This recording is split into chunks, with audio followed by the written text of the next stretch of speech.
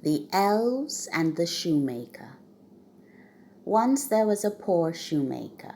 He worked hard day and night, but he had very little money. Times were hard, and at last he and his wife had only one loaf of bread in the cupboard. "This is the last loaf," the wife told her husband. "And this is the last piece of leather," he replied. "It's only enough to make one pair of shoes. I don't know what to do." So the wife cut some of the bread for her husband. He sat at his bench, and taking up his knife, he cut out the shoes, ready to sew the next day. With a heavy heart, the couple went to bed.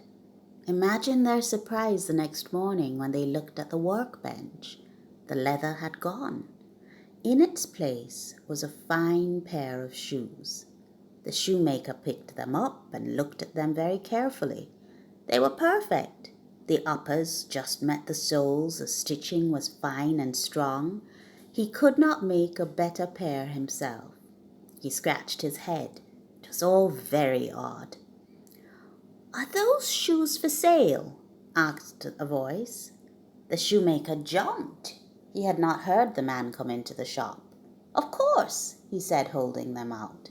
"I'll try them on," said the man, and he found that they fitted perfectly. He paid a good price for the shoes, and the shoemaker was able to buy more leather and food. That night he cut out 2 pairs of shoes and left them on his workbench to sew the next day. Once again his work had been done for him. 2 perfect pairs of shoes lay on the bench.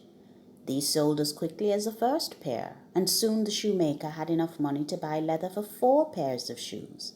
He cut them out, and once again they were finished the next day. And so it went for weeks.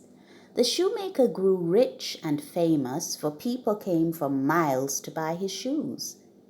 One night, near Christmas, he said to his wife, "Let's wait up and see who it is that is making our shoes for us." So they left the candle burning and hid. They had not long to wait. 2 tiny, ragged elves appeared and sat on the bench. They began to stitch, sew, and hammer, working so quickly that the shoemaker's eyes danced as he watched them. As soon as all the shoes were made, they scampered off as fast as they had come. "Well, I never," said his wife.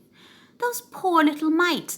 There must be some way of saying thank you to them for all their good work." "Blessed if I know what to say," said the shoemaker, scratching his head. He had never seen anything the like. "I know.